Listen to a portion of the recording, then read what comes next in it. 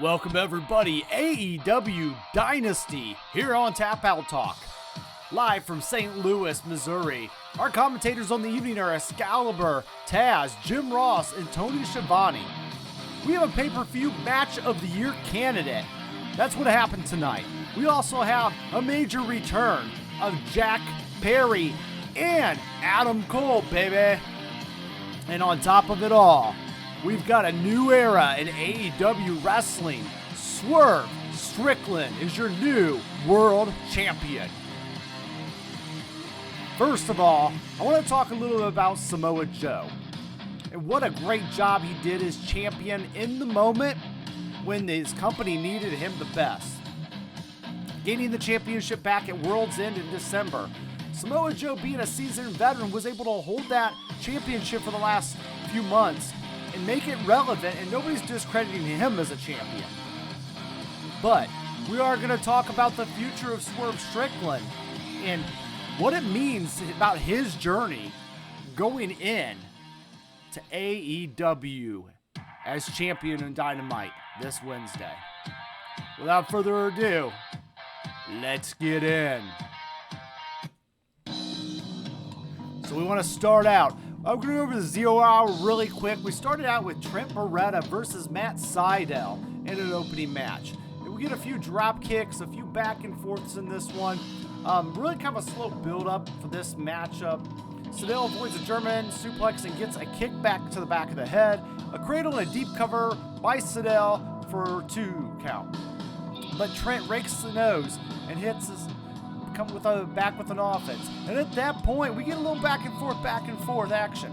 Trent with a new submission, akin to a figure 4 around the arm and a neck. It's a very nice move. And then Sydal has to tap at this moment. And then Trent Beretta wins at the 8 minutes and 11 seconds mark.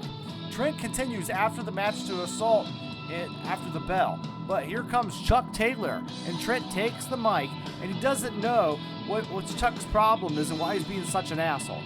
He thinks that Chuck Taylor is acting like a prick, and he's given him until Wednesday in Jacksonville at Dynamite, and Chuck for him to basically figure out where he stands. And then we get the music of Orange Cassidy adding to the best friends motive here. And he walks down the ramp coming face to face with Trent. But here comes Shibata, and Trent heads backstage as the team of Shibata and Orange Cassidy head to the ring for their next 0 hour match. So nice job flowing right into the next 0 hour match on this one. And our next 0 hour match was Orange Cassidy and Shibata, you guessed it, in a tag match versus Shane Taylor and Lee Moriarty. Alright, so this matchup, we start out with another tag match. I like the natural flow of the best friend storyline into this one. But OC and Moriarty pair off in the ring, and Lee takes control. And then we get an arm drag. And at that point, they get some grappling that ensues back and forth. And then in this one, we get this typical standard stuff. We get Taylor delivering a leg drop at one point. Moriarty can't quit with a sunset flip.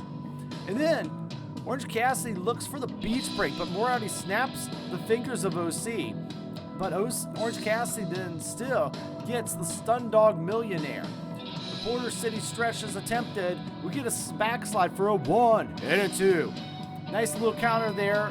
And we get a satellite DDT connects for Orange. A headbutt by Shane Taylor, and he goes for the package pile driver. And then we hit the Orange Punch at the end of the match for the 1, the 2, the 3. Orange Cassidy and Shibata win about the 12 minute and 43 second mark. And that's getting through the 0 hour. We've got one more 0 hour match to master. That's going to be Max Caster rapping his way right into the arena, almost to the point with some funny lyrics where his partner has to grab and take the microphone away from him a couple times so they don't get censored. They came out and they're going to come out with their trios titles. And then also, on the other side of it, the Bullet Club Gold is already in the ring with their 6-man World Tag Team, Ring of Honor World Tag Team Championships. And those titles are going to get merged right now here on the 0 hour. Title for title, we're finally blending all the trios titles together. I think it's a smart move by AEW. So we got Bullet Club Gold with the ROH titles, and we got the Acclaimed with Daddy Ass on the other side of it. And we're going to find out who's going to collect all the gold all at once. So Bowens takes control early of Colton Gunn. And there's a side headlock and a blind tag by Austin. And we get some back and forth, some scissoring along the way. And then Caster gets the tag to Bowens. And at that point, there's a combination to Austin with a roaring elbow to White and Colton. So we go back and forth. We get a couple of 2 counts in the matchup.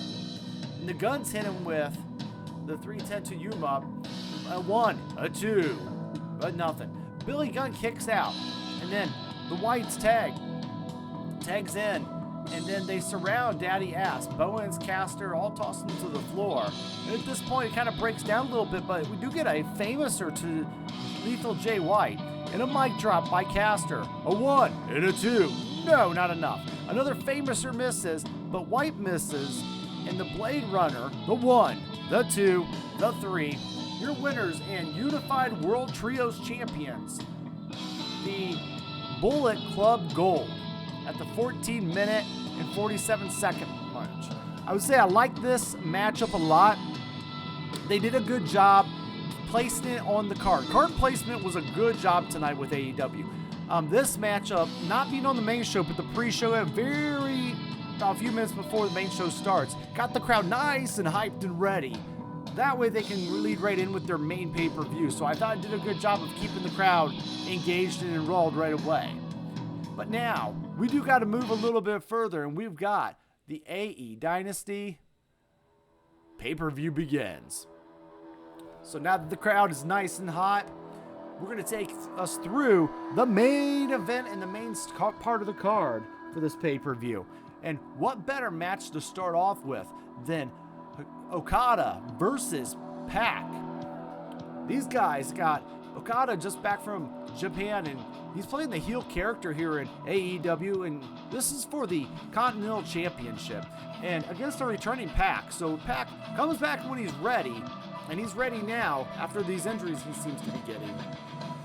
They lock eyes, and this already feels intense. Pac grounds him from paintbrushes and Okada, and then he goes for the Rainmaker. Pac then hits a side headlock takeover in the head scissors, and Okada sends him to the outside. Pac goes over the top of the twisting tope, and at this point he stands tall on the ramp. We go down a little further. There's an enziguri in the middle of the match, which connects pretty hardcore for Pac, but Okada pops up with a drop kick and sends Pac to the floor, and Pac gets sent to the barricade. In the ring, a seated drop kick connects, and Okada poses by the ropes, feeling a little more cocky again than he should be. And at this point, damn, Pac took it. That right to him. We get a springboard moonsault later on in the match. Really great move pulled off. And then we get some Germans suplex, and ultimately we look to pull off. This matchup went a while, but I think it was very important. We were able to show Okada's skills to this United States crowd and actually get to showcase him in that opening matchup especially. So while people were still fresh and hyped up, and we wanted to see what Okada was going to do with that kind of an energy crowd, and could he keep the crowd that energetic, and also, throughout the, opening match to make sure that it continues the show on the right path. And he did a good job, him and Impact both. So back to the action. Basically comes back with the Black Arrow, knees up, and then there's a Rainmaker for a 1, a 2, and a 3. The winner and still AEW Continental Champion is Kazuchika Okada at the 21-minute and 55-second mark. So Okada is your champion. I like the choice, and I like that he's going to continue to be a heel in AEW because he's doing it so well. And we're going to get Okada versus Omega someday in AEW.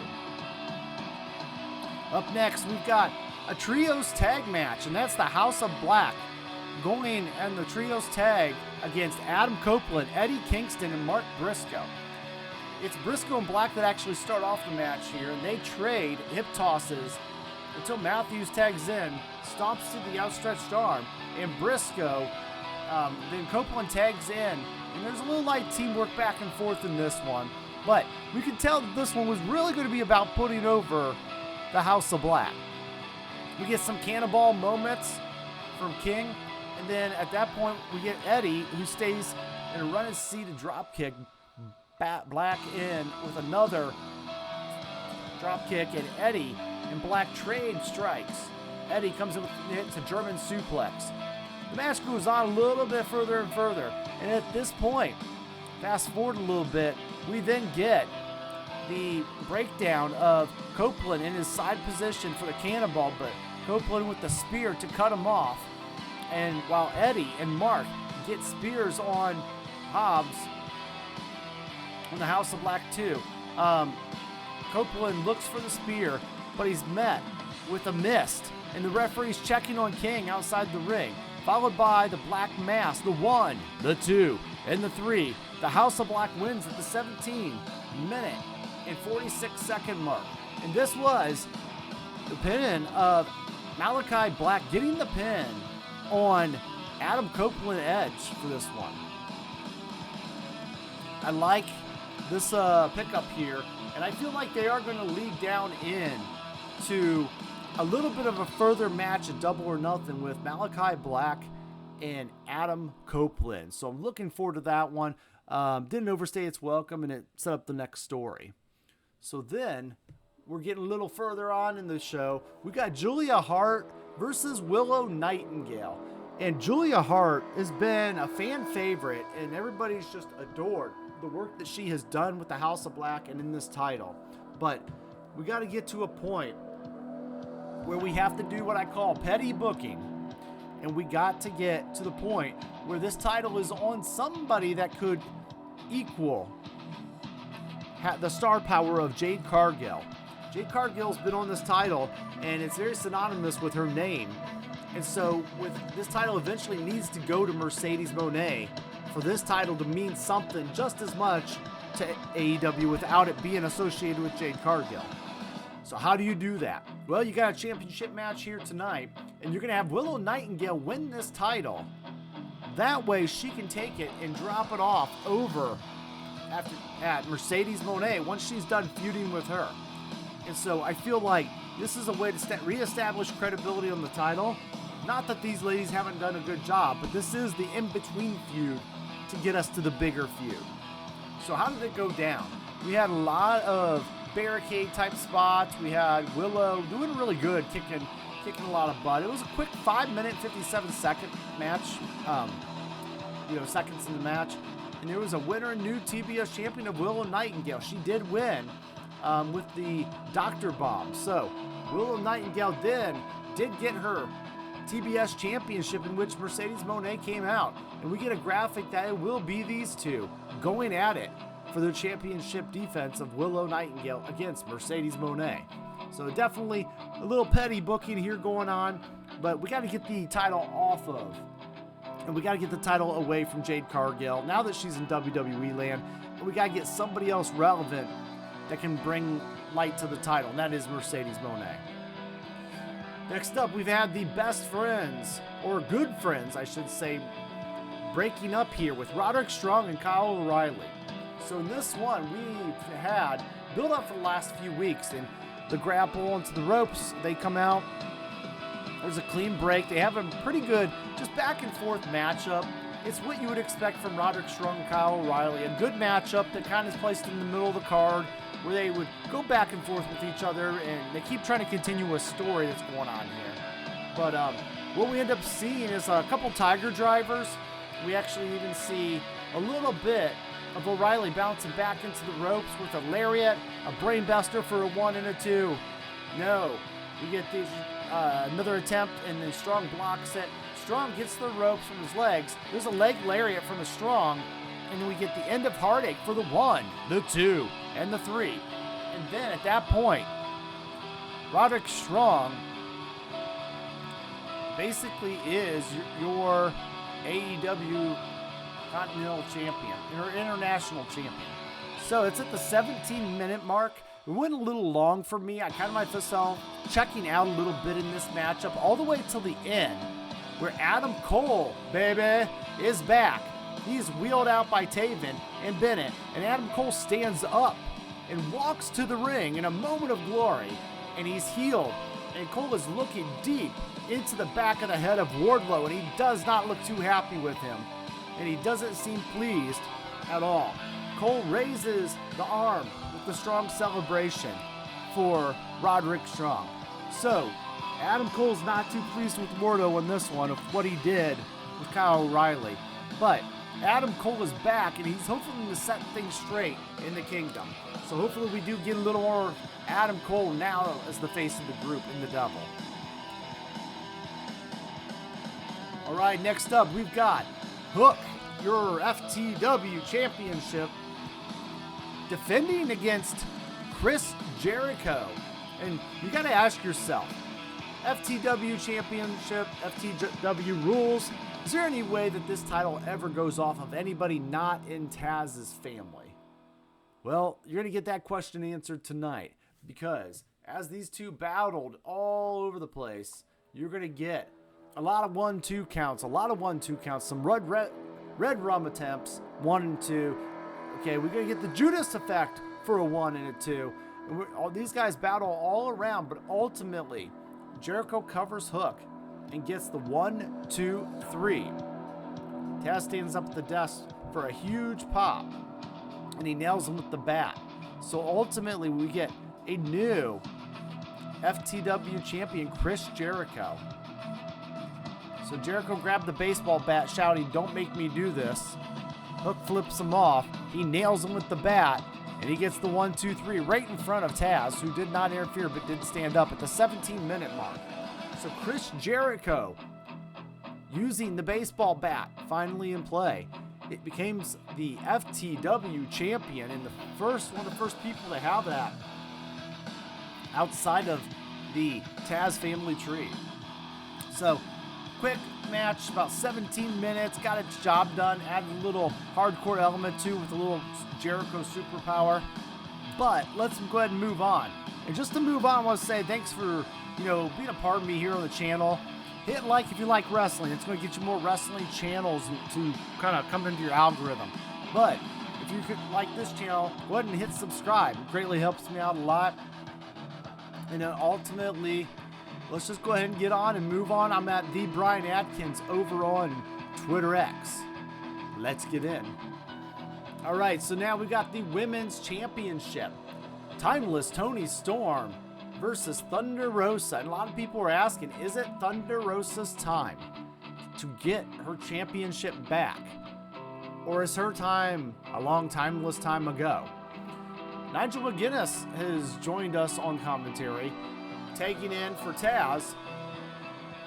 And Rosa has been wearing a mask since her entrance, but she takes it off, and she's wearing face paint tonight. Storm gets a little misdirection going on now, and Storm is all ready for her women's title defense. We get a couple crucifix bombs for 2 counts. We get a Death Valley Driver, a Tornado DDT. We get a Thunder Rosa type match really going at it. We get hip attacks. We get Storm Zeros for a 1, a 2, and a kick out. And then ultimately we get a Texas Cloverleaf at the end. Rosa refusing the tap, but she grabs the ropes and breaks down with a backstabber on Storm. But Storm gets on the apron and forces the break. And Storm kicks Rosa away and then kicks her low and nails her with the Storm. 1, 2, 3. And then the winner and still AEW Women's Champion is Toni Storm at the 15-minute mark. And I will say that is the right call here. You do want Toni Storm still being your Women's World Champion as we press forward in her reign.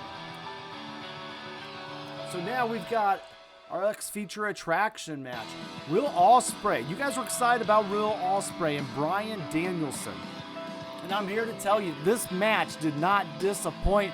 It is a match of the year contender, if not a match of the decade contender, like we just talked about. So this matchup is, we get it strapped in, guys, because we go deep on this one. Ospreay bridges out of a head scissor attempt right away. We get a low lock scissor going on. Dragon calls for a test of strength at one point in the match. And then they tie up, neither man getting an advantage until Danielson trips him up get some arm work in. Ospreay gets going on the mat, and Danielson with the open palm strikes to the head of Ospreay. They block it, kick attempts, dragon counters, handsprings. Oh my, oh my, oh my.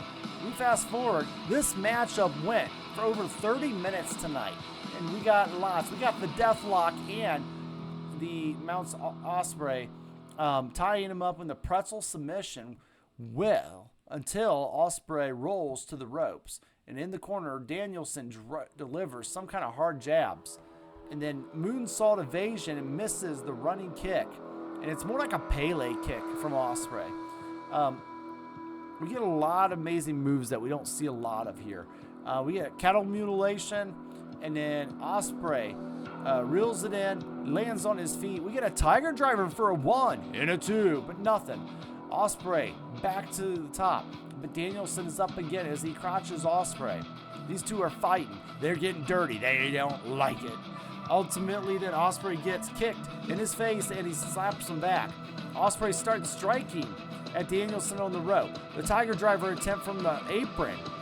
Danielson kicks him away, but Ospreay kicks him back, and then the Os Cutter on the apron. At this point, we now have the hidden blade of the apron, and that means Danielson makes it back. So at this point, these guys are going back and forth. No, Danielson flips into a Dragon Rana later in the match, and we only get a 2 count. And then the noise from the crowd is, this is tremendous. These guys are going to having a good old-fashioned slobber knocker, as JR used to say. We get hit with a Styles Clash. They're on their knees. They're trading headbutts. Closed fist, but headbutts again. And then we get kicks to the head, slaps. Ospreay is groggy, capturing the suplex. Ospreay gets to his feet. The hidden blade from Fighting Spirit. Then Os Cutter, no Daniel cuts him off, but they get a knee. He hits him with a flush in the jaw, and wow, this is just an amazing matchup. So let's go ahead and take it home here. Danielson gets all kinds of yes chants, and the hidden blade connects, and then the Tiger Driver 93, and then the hidden blade again, and then we get the 1, the 2, and the 3. Will Ospreay pulls off the match of the year against Bryan Danielson, losing to Will Ospreay at the 32-minute and 40-second mark. Now we're wondering, the doctors appear to be tending to Bryan Danielson here, and Danielson, after the match, it appeared that the Tiger Driver genuinely did some damage to Danielson. Although this feels like a possible work, Ospreay seems concerned, and we head over to his area. Let's celebrate now. You just watched the best match of the year in AEW, and they've got 2 more matches tonight to follow this one up. So if you watch one match all night, I would say watch this match on through the last part of the pay-per-view. But let's get over the pay-per-view and continue on. This one we've got, remember that footage we showed of CM Punk and Jack Perry getting into it at All Out? So at this point, or at All In, we get the AEW Tag Team Championship ladder match. Somebody's going to earn those tag titles that Sting and Darby Allin have. And that is going to be FTR versus the Young Bucks in this matchup, getting back to the revenge match of All In. Bucks go for super kicks. FTR goes for wrestling holds. That's kind of the narrative of this one. They scramble back and forth, and they fight in the match, and then Dax carries the ladder. We get some ladder match moves, but then at that point, we get some moonsaults as well from these guys. Kind of a fun matchup. It is a Bucks match and a ladder match, and they know how to fly, and they know how to make stuff work.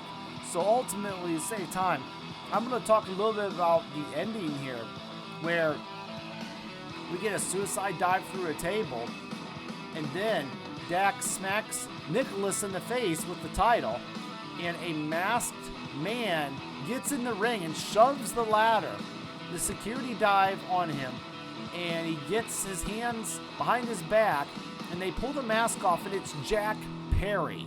Jack Perry has the most glorious, smug look on his face in all the commotion. Nicholas has climbed the ladder and retrieved the titles. And the new AEW Tag Team Champions, not by pin, not by hook, but by crook, is the Young Bucks at the 21-minute and 36-second mark. And Jungle Boy Jack Perry is going to be your new member of the Young Bucks group of the Elite. We'll catch more of this on Dynamite on Wednesday, but I like where they're going with this storyline, and they're going to use this Punk storyline to get Jack Perry over along with the Bucks, and I do like the mixing of that too. And now, our main event. Swerve makes his entrance. Nana drapes shoulders over the robes of the late Jimmy Rave, and I really think that's a great move there. Swerve is in the Black Panther gear too, and Samoa Joe is out. They lock up. Joe is back into the corner and rakes the face a little. Knee to the midsection by Joe, and he whips Swerve into the corner. Swerve jumps, and Joe does his move out of the way shtick, and then Swerve has landed on his feet. Joe heads, and Swerve dives, just catching Joe with Uranagi into the corner's desk. This matchup's going to be brutal and all over the place, guys. This is for the World Championship. Fast forward a little, we get a 2 count for the champion, a snap in there by Joe, and then we also get a head to the floor, a body blows, and then Joe goes for a clothesline, but Swerve ducks, and Joe hits the ring post apron, and Joe goes on the apron, and Swerve rips off the turnbuckle padding and pulls the arm off of Joe, trying to hyperextend it, really. Swerve kicks in the back. We get a German suplex for a 1 and a 2. Joe looks for the coquina clutch. Swerve kicks him away. And at this point, we're going a little bit further, and then we get a muscle buster that connects for a 1 and a 2, but nothing. And then Swerve hits a running knee on Joe entering the ring. Joe is hanging over the middle rope, a 450 splash, a Swerve stomp, a 1, a 2, and that's not enough. Joe breaks the eyes, getting upon, and Swerve grabs it, and he swings, and then his house call move. 1, 2, no, not enough. Swerve to the top rope. Joe pushes him down, and then grabs another, and Swerve avoids it, and the powerbomb Joe to the canvas. So at that point, Swerve stomp once more for the 1, the 2, and the 3. And Swerve Strickland is your new AEW World Champion. He is the first black AEW World Champion in AEW history. A monumental moment for Swerve at 18-minute mark exactly. I want to get into the final thoughts. And I want to think this is about Tony Khan and AEW celebrating their build for the future. Tonight was the start of that. He built Will Ospreay over Bryan Danielson. He built Will Ospreay as a character that he sees for the next 5 years in AEW. You didn't realize it either. He's also built Okada as somebody he sees with the company for the next 5 years. But more importantly, he's seeing Swerve Strickland as a member of the company for the next 5 years. Is watching Swerve, he's going to make a great champion. I want everybody to know that. I'm happy that this moment was happened for Swerve. Swerve has not had it easy in his history of becoming a pro wrestler. NXT he was taken in, and he looked like he had some skill. And actually, he got paired up with Hit Row, and then that kind of got fizzled off. They got called to the main roster, and everybody started getting fired, and it was weird stuff, right? So I'd say Swerve, definitely didn't get a fair shake there. Swerve, was Isaiah Swerve. He basically just never got going there. You think of Lucha Underground. He was Killshot. right? Kill shot at Lucha Underground. And I always liked his style there, and you knew there was something special behind that mask, but at the time I didn't know it would turn into this world champion named Swerve Strickland. But now you have a world champion named Swerve Strickland. And I was watching his post-media scrum match. And just seeing him talk and interact, that's going to be a good champion right there. It's going to entertain you.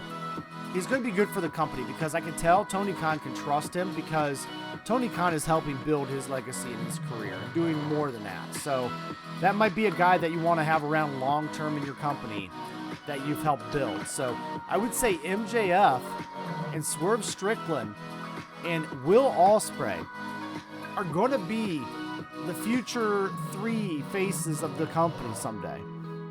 And on the other side, you're going to have your guys like the Young Bucks and, your Jack Perrys. You're going to have your Darby Allins, stuff like that.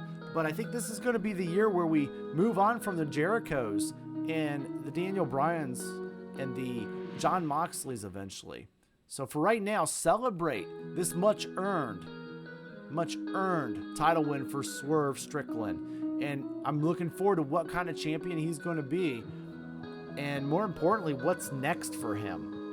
And we got to see on AEW Dynamite this week, where they go with the title. Does Joe get a rematch? I don't think so. But somebody's going to have to step up and do something. Maybe that's Adam Cole.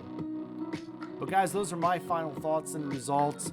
It was the show overall was a fun show to watch, but I felt like the show didn't really pick up until the very last 3 matches for me. And then from there, the throttle just went off. And that is typically AEW style shows. But I did enjoy the Okada match in the beginning.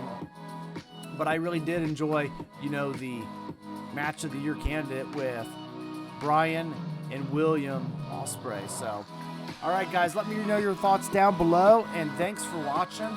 I'm going to head out. Remember, guys, like, share, subscribe. And it's not goodbye. It's game over.